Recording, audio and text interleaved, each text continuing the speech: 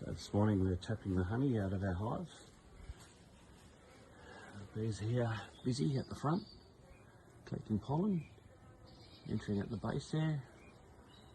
Got our brood box at the base and our flow section at the top. And while they're busy out the front of the hive,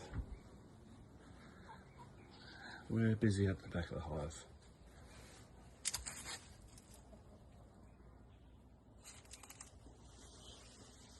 This is the flow hive, and currently we're tapping some honey out of 2 of the frames.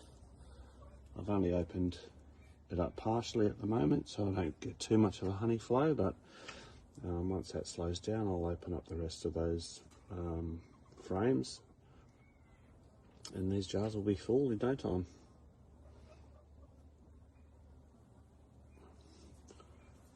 Not bad that you can do this off a working hive at the front and tapping honey off the back. That is really good.